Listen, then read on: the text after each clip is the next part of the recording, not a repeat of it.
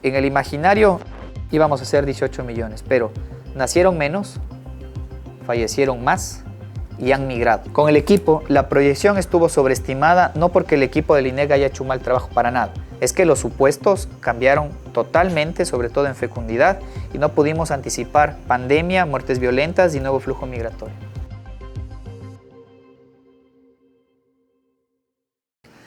Mira, con respecto al censo de población, el instituto arrancó su trabajo en el 2018.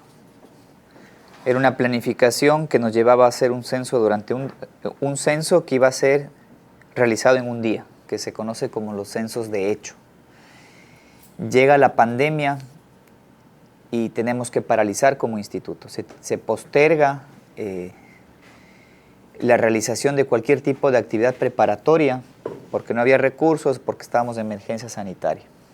Tuvimos que primero evaluar muy fuertemente qué tipo de censo teníamos que hacer.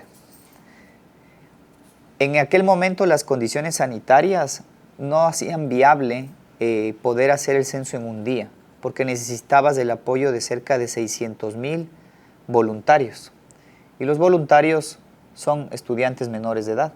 Íbamos a tener poca o muy baja aceptación de los padres de familia para exponer a sus hijos en un contexto todavía incierto en aquel entonces. Por ello es que nosotros optamos ir por un censo de derecho, que esos son estos censos que por primera vez se realizan en el país, en el cual tienes una ventaja de no paralizar la economía durante un día. A su vez tienes una ventaja de que censas o contabilizas a las personas en el lugar donde habitualmente residen. Y eso tiene una connotación a su vez importante porque las grandes ciudades que, digamos, albergan a población flotante podrían estar mejor contabilizadas. Y este censo, digamos, entre las grandes innovaciones es uno, por primera vez se contrató personal para realizar el operativo de campo, por primera vez se utilizaron las tablets o los dispositivos móviles de captura que te permite georreferenciar viviendas, y eso tiene una ventaja porque le va a dotar a los gobiernos autónomos descentralizados de una cartografía actualizada. Hay otra innovación que no es nuevo, es nuevo para el Ecuador, pero no es nuevo para la región ni para el mundo, y es el censo en línea. O sea, los estadísticos siempre estamos buscando formas de contabilizar, de contar, pero utilizando nuevas tecnologías de la información. Para un cierto segmento de la población, sobre todo estratos altos, por los temas asociados con la inseguridad, se volvió una opción, digamos, atractiva, porque no tenías que esperar a la persona que venga y te entreviste, sino que tú te podías censar por internet. Cuando entra el censo, ya en su fase ya de empadronamiento, que nosotros llamamos, arrancamos con el censo por internet. Entonces el censo por internet se realizó en octubre, censamos un poco más de 2.3 millones de personas por esta modalidad. Algo que nosotros teníamos una hipótesis era que potencialmente íbamos a tener solamente los estratos más altos y de las grandes ciudades iban a censar por internet. No obstante, cuando ya hemos revisado las bases de datos, una muy buena noticia es que se censaron por internet personas de todo el país y sobre todo de forma muy aleatoria. Es decir, no es que tuviste una concentración de personas en un solo segmento o en un solo estrato. Lo cual fue bueno porque nos hizo, digamos, romper este tabú también de que solamente las personas con mayores niveles, digamos, educativos o que viven en las ciudades usan internet o usan este tipo de nuevas tecnologías de la información. Llega la segunda etapa, que fue el censo presencial. En el censo presencial, nuestro gran desafío y el gran shock que tuvimos que enfrentar en este censo fue que arrancábamos el 7 de noviembre y días previos al arranque del operativo estalla en el país, digamos, por primera vez estos ataques terroristas hacia nuestra Policía Nacional. Entonces teníamos nosotros contemplado 18,000 personas que iban a ser parte de nuestro equipo de trabajo para censar en todo el país. Pero este shock de inseguridad tuvo un efecto negativo porque al arranque del operativo hubo cerca de un 20% de nuestro personal que había sido seleccionado, que había sido capacitado y que lo único que le hacía falta era retirar su uniforme y firmar su contrato, no se presentaron. Entonces, de forma súbita, de repente tú tienes un déficit importante de censistas y arrancamos el operativo con un 20% de déficit. Fue el momento más complejo de este censo de población, porque solamente te invito a pensar lo que es tener, no te hablo de 200 personas, 300, te hablo de 18,000 personas que de repente tú tienes distribuidos en todos los cantones del país, brigadas, y de repente tienes huecos por doquier. Entonces, reacomodar los equipos, reorganizar los equipos en diferentes parroquias, barrios y demás, obviamente fue un trabajo sumamente desgastante, muy complejo. Y la delincuencia o los focos de delincuencia son dinámicos. Entonces, zonas que en algún momento pensábamos que no eran de tan complejas, 2 o 3 semanas después el reporte es una zona complicada. La reflexión en esta primera parte de lo que fue el operativo del censo presencial fue que al final, que es a finales de diciembre, cuando teníamos que haber cumplido o completado el censo, llegamos a censar al 90% de la población o 90% de las viviendas que habíamos planificado. Nos hizo falta un 10%. ¿Por qué no completamos? Déficit de personal por un lado, y sobre todo porque se hizo más complejo, sobre todo los estratos medios y medios altos de las principales ciudades del país y los estratos o las zonas que eran muy complejas. Solamente para que tengamos una idea, estábamos en un estado de excepción, entonces tú no podías utilizar, ¿qué tenías que hacer? Tú tenías que obviamente priorizar desde el Estado, o si envías militares o policías a controlar las cárceles o le das acompañamiento a los censistas. Pero esta realidad que hoy, estamos como, ay, qué pena, pobre el INEC, qué pobrecito, la inseguridad y demás, no es ajeno de América Latina.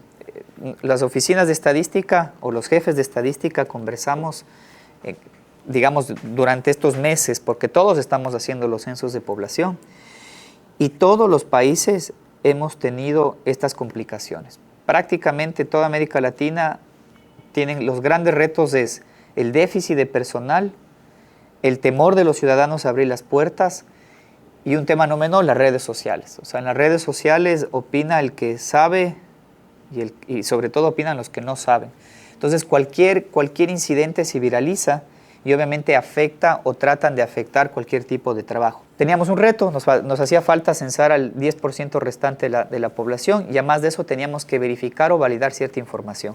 Así que entre enero y marzo salimos obviamente a hacer un proceso de concluir la tarea, llegar a ese 10% que nos hacía falta y además de eso verificar ciertos territorios donde teníamos, que confirmar la condición de ocupación de las viviendas. Terminado el periodo de marzo, terminamos marzo de hacer este operativo de control de calidad, de verificación y concluir la tarea. Y de marzo a la fecha entramos en el proceso del procesamiento y análisis de la información. ¿Qué se perdió al tener un censo del último censo al censo actual, haber pasado una década, un poco más de una década probablemente? ¿Qué se pudo perder allí? Cuando te refieres a perder... Perder es que esa información que se consiguió ahora y que se podría haber conseguido antes, ¿qué podría haberle dado al Ecuador? Tú me hablabas, por ejemplo, un tema puntual, desnutrición, saber muy bien estos temas como para poder trabajar. ¿Qué otras cosas se podrían haber hecho? A ver, en términos de información y que no lo puedes resolver, porque si el censo se hubiera hecho 2 años antes, un impacto así sumamente fuerte en política pública, yo lo veo un poco complejo, porque las reglas del juego de cómo funciona el Estado ecuatoriano, de la redistribución de los recursos, de cómo operan los GATS para hacer obra pública, no cambian. O sea, tú puedes tener ciertos cambios en los datos, pero potencialmente los datos son solamente una parte, porque de ahí la gestión pública es otra. Bueno, entonces, ahora sí, los principales hallazgos del censo. Para empezar, ¿cuántos ecuatorianos somos? Para suavizarte, a lo mejor te parece, te lo planteo de una forma distinta. Miren, en el imaginario pensamos que somos 18, ¿cierto? ¿Quién ha dicho eso? El mismo INEC. ¿De dónde salió el 18 millones de personas? Dice, no sé, el INEC lo dijo, ¿cierto? En el año 2010, el INEC contabilizó 14.5 millones de personas. Después de ese ejercicio, en este ejercicio de la conciliación demográfica, se estimó que no se contabilizó cerca de 600,000 personas. Entonces, la omisión en ese entonces fue alrededor, y perdón que lo calcule, alrededor del 3.5 o 3.7%. Esa es la omisión del censo del año 2010. Entonces, el dato oficial del país en el 2010 no fue 14.5, sino fue 15.1. Entonces, con los 15.1 millones de personas, digamos, la proyección de población en el 2010, el equipo de demógrafos del INEC tiene la tarea titánica. Dice, ¿cuántas personas van a nacer? ¿Cuántas van a morir? ¿Y cuántas van a migrar de aquí a 10 o 20 años? Esa es la proyección. Entonces se usan supuestos. ¿Cómo se hace esto? Miras del pasado, los comportamientos de las defunciones, de los nacimientos, del flujo migratorio, y con la información del pasado proyectas el futuro. Entonces, en ese entonces, el INEC proyectó que íbamos a crecer cerca de 3 millones de personas al año 2022. Pero eso es una proyección, es un modelo. En este interín, para estos 3 millones más o menos cómo se redistribuyen habíamos planificado o proyectado que aproximadamente 4.3 millones de personas iban a nacer, 1.2 millones iban a fallecer, y el saldo migratorio neto iba a ser como algo así como iban a salir en el agregado máximo, creo que son como 40,000 o 30,000 personas. O sea, el saldo migratorio por poco era 0. Ese fue como el INEC proyectó en aquel entonces. Con esos supuestos mencionamos que iban a nacer 4.3 millones. Pero no nacieron 4.3 millones de personas, nacieron muchísimas menos. ¿Por qué están naciendo menos niños? Primero, te estás casando más tarde, la gente ya no se quiere casar, ya no es su aspiración casarse como tal. Y además de eso, el hecho de que te canses, digamos, de forma más tarde, es que la probabilidad de que el número de hijos que tengas va a ser menor, porque tu edad fértil es de 15 a 49 años. Entonces, con ello, y ahora también, por ejemplo, viendo estadísticas, el incremento de los años de escolaridad de las mujeres aumentó a mayor ritmo que el de los hombres. Entonces, las brechas en estos temas, digamos, se ha reducido. Y además de eso, la participación laboral ha aumentado. Entonces, les estoy contando la historia potencialmente de mujeres, no solamente, digamos, de clase media, media alta, sino en general. Mi conclusión es que con el equipo, la proyección estuvo sobreestimada, no porque el equipo del INEC haya hecho un mal trabajo, para nada. Es que los supuestos cambiaron totalmente, sobre todo en fecundidad, y no pudimos anticipar pandemia, muertes violentas y nuevo flujo migratorio. Y aquí, el número. ¿Cuánto? Hemos contabilizado 16.914.591 personas. Este es el crecimiento de la población desde 1950. En 1950 se contabilizó 3.2 millones de personas. Para 1962, 4.47 millones. Para el 74 ya éramos 6.5 millones de ecuatorianos, de personas en el territorio nacional. En el 82, 8 millones, en los 90, 9.6, en el 2001, 12 millones.1, en el 2010, los 14, casi 5 que les mencioné, y en el 2022, 16.9. Más allá del valor absoluto, quiero que vean cada década aproximadamente cuántas personas crecimos. Entonces, 1.2, 2, 1.5 millones, 2.5 entre el 90 y el 2001, entre el 2001 y el 2010, 2.32, y ahora entre el 2010 y el 2022, 2.43. La estimación eran 3. Entonces, primera noticia, el Ecuador sigue obviamente creciendo, pero crecemos a menor ritmo. Y ahí vuelvo otra vez a engancharles con este tema que no es menor, la caída de la fecundidad, porque la fecundidad no es que se recupera de la noche a la mañana. Y no es que es ni bueno ni malo que nazcan más o menos hijos. El censo reconfirma que vamos a tener el 63%, 63.1% de la población vive en áreas urbanas y el 36.9% en áreas rurales. Si esto contrastamos en los últimos 20 años, vemos cómo paulatinamente cada vez tenemos mayor cantidad de población concentrada en grandes ciudades. Medio obvio. El otro dato, por ejemplo, que puede ser, que va a ser relevante y asociado con los que les mencioné, al revisar toda la población mayor de 12 años, el 43.5% son solteros.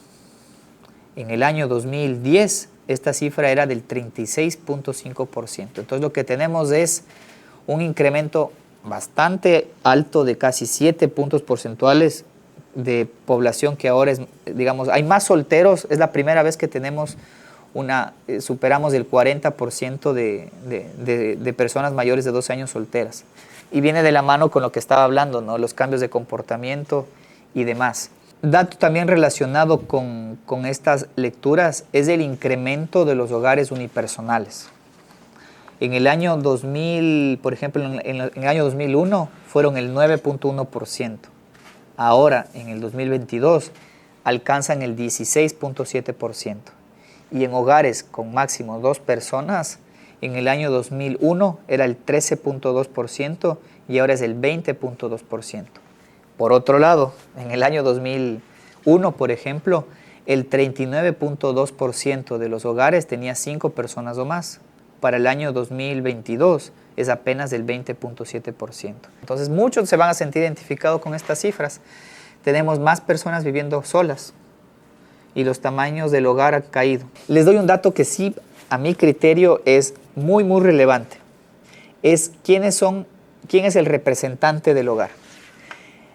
Primero, la jerga que nosotros tuvimos que cambiar del INEC por todo el trabajo que hicimos con los colectivos con enfoque de género fue, hay que quitar de la jerga jefe de hogar o jefa de hogar. Entonces ahora se llama representante del hogar, ¿ya? Porque el jefe o jefa era a criterio de, y yo sí lo comparto como una lógica más de esta lógica, de esta narrativa del patriarcado. Pero en el año 2001, miren, los representantes del hogar, mujeres, eran el 25.4%. Para el año 2010 subió al 28.7%. Pero para el año 2022 esta cifra aumenta al 38.5%. Para nosotros esto es un cambio muy fuerte en las relaciones intrahogar. Un país que ha crecido, pero es un país que creció a un ritmo mucho menor del que habíamos previsto en el año 2010. Principalmente por una caída fuerte en los niveles de fecundidad que se plasman en el menor número de nacidos vivos. Segundo, tenemos un país que obviamente creció a menor ritmo porque existe un mayor número de defunciones y también porque en los últimos años estamos evidenciando un nuevo flujo migratorio.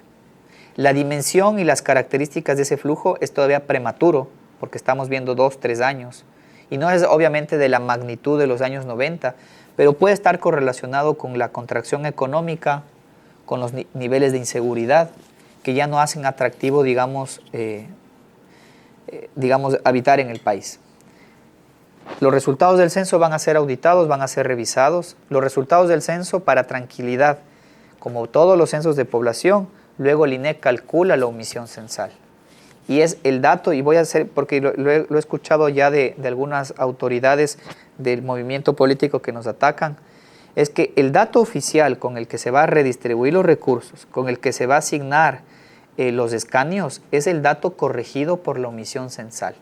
Y la omisión censal no es homogénea, o sea, puede haber un cantón que tenga el 7% de omisión, otro puede tener el 1%, ¿me explico? Entonces, el dato oficial para esos fines es la información que viene corregida por la omisión censal, que a priori creemos que va a estar entre el 4%, máximo hasta el 7%, y con ello el INEC está totalmente seguro del trabajo realizado, a pesar de todas las complicaciones que hemos tenido y desafíos muy relacionados con los temas de inseguridad.